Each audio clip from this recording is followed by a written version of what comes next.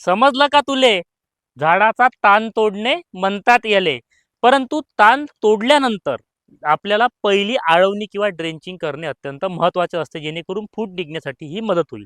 येथे तुम्ही बघा, शेतकऱ्यांनी एक गलती अशी केलेली आहे की ते सरळ पटपाणी हे दिलेलं आहे, परंतु आपण ताण तोडताना ती जे पहिलं पाणी देतो तर हे दांडाने देणे अत्यंत महत्त्वाचं आहे. पाणी दिल्यानंतर, हलकं पाणी दिल्यानंतर आपल्याला एक आळवणी करायची आहे, ज्यामध्ये Trichoderma 1 kilo, NPK bacteria 1 litre, त्याच्यासोबत तुम्हाला वॅमिझॉन म्हणजेच मायक्रोराजा 200 ग्राम आणि गूळ 2 किलो, 200 लिटर पाण्यामध्ये ही स्लरी बनवायची. ही स्लरी 48 तास ठेवून आपण 200 झाडाला किंवा प्रति एकरी ही स्लरी आपल्याला ड्रिप मधून किंवा तुम्ही झाडाला आळवणी करून सुद्धा ही देऊ शकता. याचा फायदा तुमच्या जमिनीमधले बॅक्टेरिया, जे नत्रस्फुरत पालाश आहे हे ऍक्टिव्ह करणारे बॅक्टेरिया NPK बॅक्टेरियामध्ये आहे. दुसरं म्हणजेच वॅमिझॉन म्हणजेच मायक्रोराजा सुद्धा तुम्हाला इथे मिळणार आहे.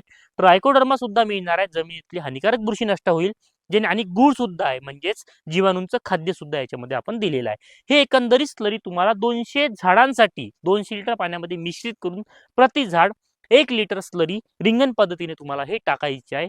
याचा फायदा तुम्हाला फूट टेकण्यासाठी खूप जबरदस्त, डोळे फुगीर निघण्यासाठी सुद्धा खूप फायदा हा होणार आहे. समजलं का तुरे?